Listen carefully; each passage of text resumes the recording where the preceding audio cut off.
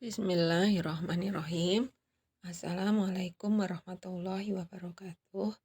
Asyhadu an la ilaha illallah wa asyhadu anna Muhammadar Rasulullah. Allahumma shalli ala Muhammad wa ala ali Muhammad.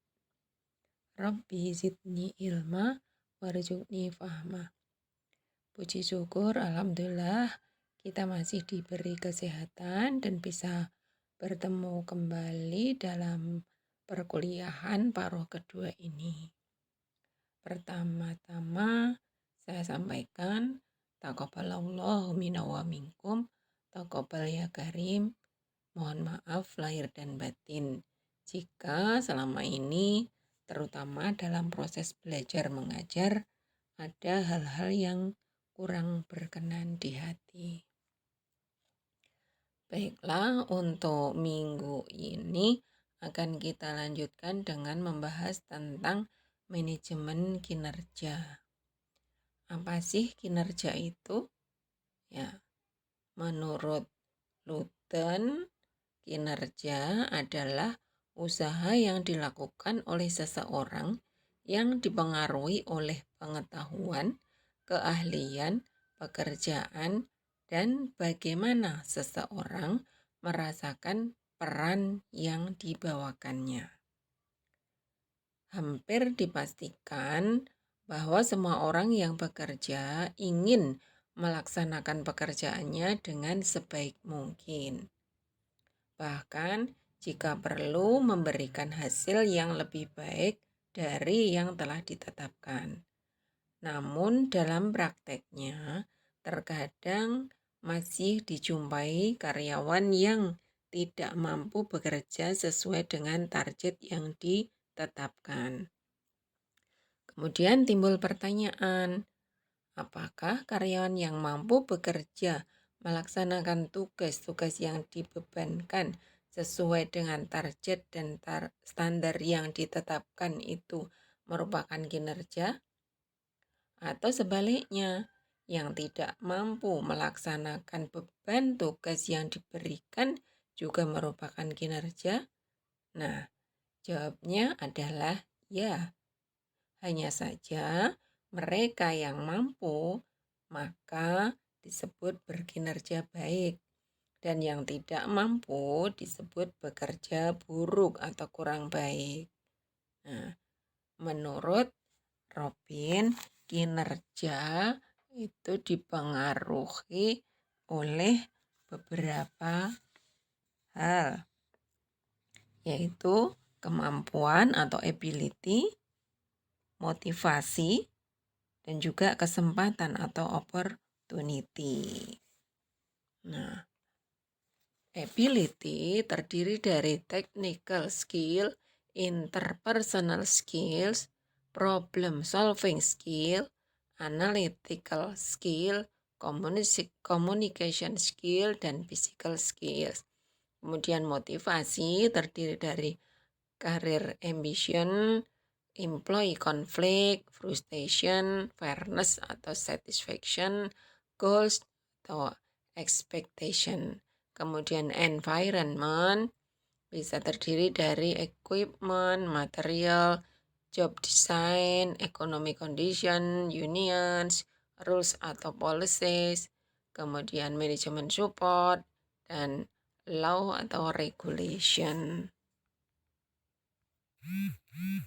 Selanjutnya, menurut Colquitt, kinerja atau performance dibedakan menjadi 3. Yang pertama adalah task performance atau tugas atau pekerjaan yang sesuai dengan job description. Kemudian kinerja yang menyimpang dari job description disebut sebagai workplace deviance behavior. Kinerja menyimpang ini bisa berupa kinerja yang positif maupun negatif.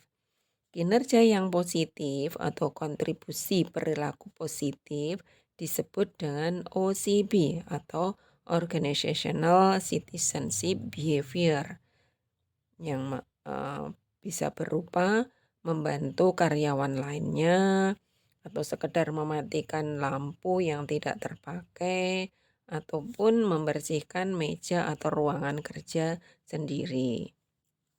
Sedangkan kinerja menyimpang yang negatif atau kontraproduktif atau ada yang menyebut juga misbehavior atau kontribusi perilaku yang negatif. Nah, contohnya seperti perilaku boros, memanfaatkan fasilitas organisasi untuk keperluan pribadi, dan seterusnya. Nah, penilaian kinerja biasanya dilakukan oleh pihak manajemen untuk jangka waktu periode tertentu, misalnya 1 semester atau 1 tahun. Kinerja berperiode ini kemudian dikumpulkan untuk beberapa periode yang tujuannya adalah untuk melihat prestasi karyawan selama jangka waktu tertentu. Dengan demikian, prestasi tersebut akan terlihat apakah terjadi peningkatan, tetap, atau menurun. Nah, kinerja dapat dilihat dari kemampuannya mencapai suatu target yang telah ditetapkan pada waktu tertentu pula.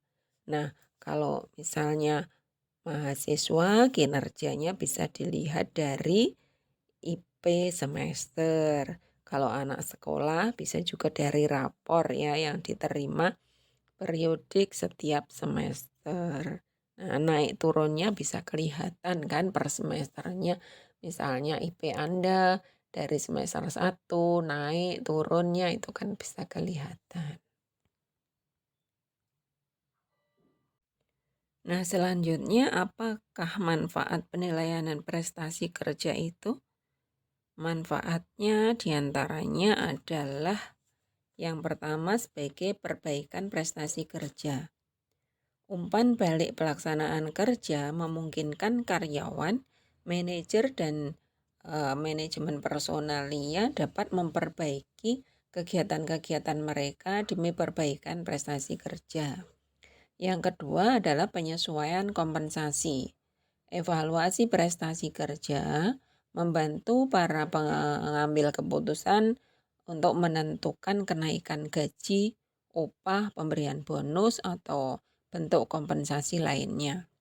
Yang ketiga, untuk keputusan penempatan. Promosi, transfer, demosi biasanya didasarkan pada prestasi kerja masa lalu. Kemudian yang keempat, kebutuhan-kebutuhan pelatihan dan pengembangan. Prestasi kerja yang jelek mungkin menunjukkan kebutuhan latihan.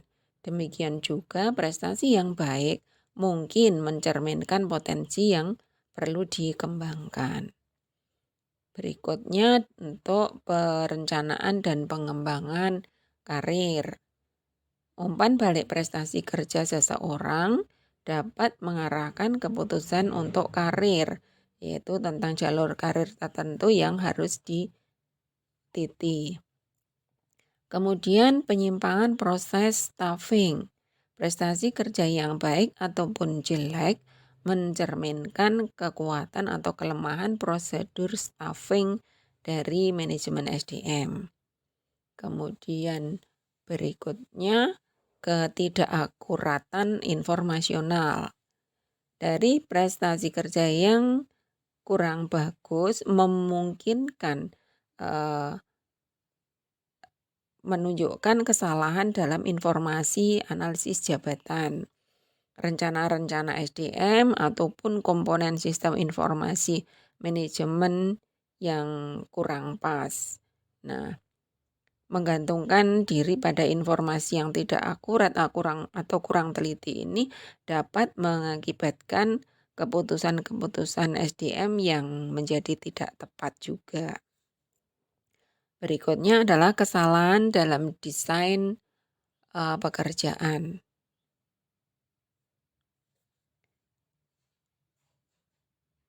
Prestasi kerja yang kurang bagus mungkin merupakan suatu tanda kesalahan dalam desain pekerjaan. Penilaian prestasi akan membantu diagnosa kesalahan tersebut. Kemudian kesempatan kerja yang adil. Penilaian prestasi kerja secara akurat akan menjamin keputusan-keputusan penempatan internal yang diambil tanpa diskriminasi. Kemudian yang terakhir adalah tantangan eksternal. Ya, kadang-kadang prestasi kerja dipengaruhi oleh faktor-faktor di luar lingkungan kerja seperti keluarga, kesehatan, kondisi finansial, ataupun masalah-masalah pribadi lainnya. Agar memperoleh hasil kinerja yang diinginkan, maka penilaian kinerja harus dilakukan sesuai dengan asas-asas penilaian kinerja. Asas-asas ini harus dijalankan secara benar dan konsisten, sehingga hasil yang diharapkan dapat dipertanggungjawabkan. Adapun asas penilaian kinerja itu terdiri dari yang pertama objektif.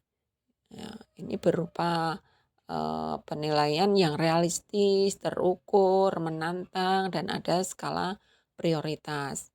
Kemudian penilaian kinerja juga harus adil, yaitu objektif, sesuai kompetensi dan kontribusi karyawan. Kemudian yang ketiga, asasnya adalah transparan. Jadi parameter penilaiannya harus jelas dan terbuka. Berikutnya pendekatan penilaian kinerja.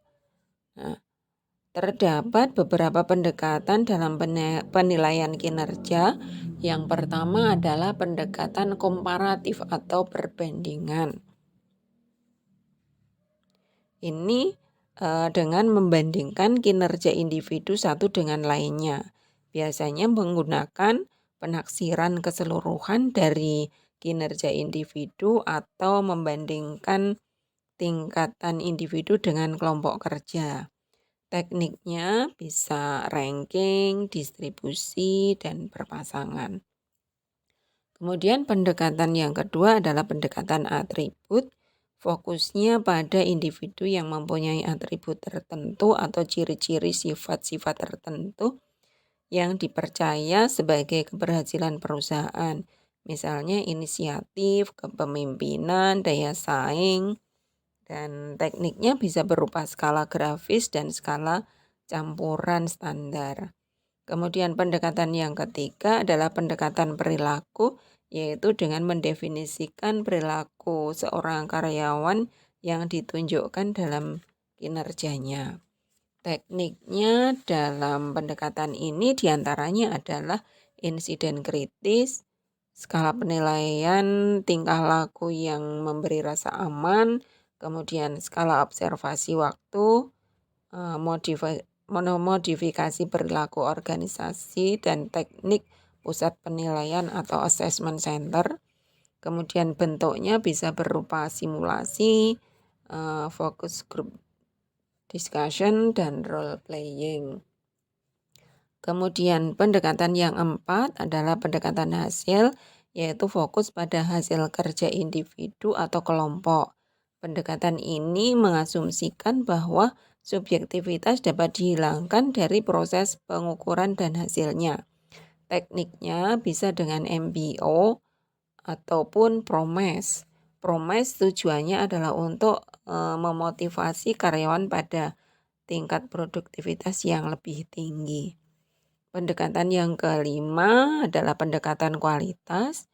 Ciri khasnya adalah berorientasi pada pelanggan dan pencegahan terhadap segala jenis kesalahan. Kita lanjutkan pada metode penilaian prestasi kerja.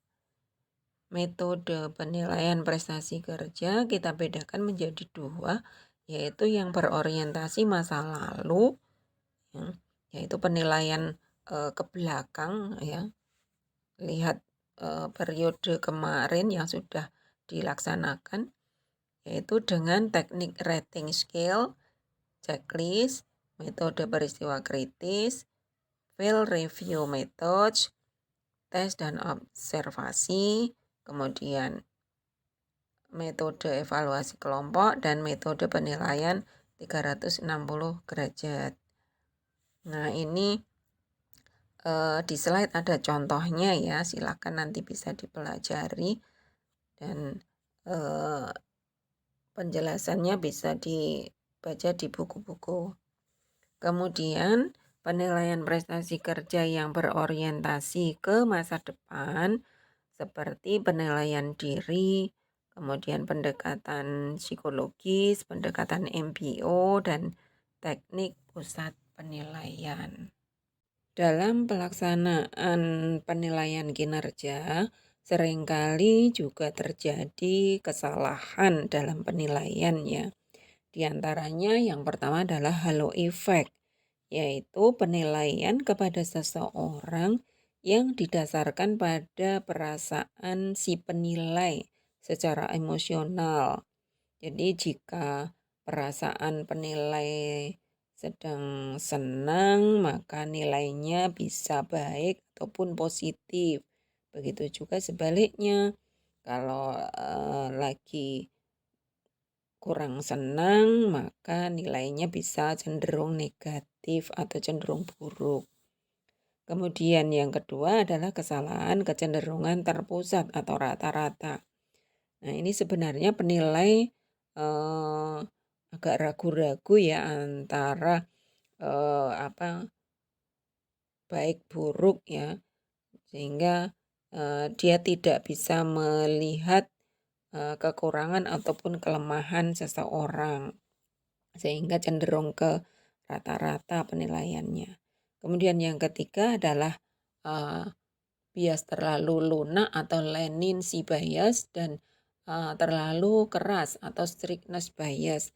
Ini memberikan penilaian murah ataupun mungkin pelit gitu ya kalau yang strictness itu ya. Nah, ini kecenderungan masing-masing orang bisa berbeda. Kemudian yang keempat adalah pengaruh kesan terakhir atau recency effect. Pengaruh kesan terakhir, jika di akhir penilaian itu seseorang dianggap baik, maka akan dinilai baik. Demikian juga sebaliknya.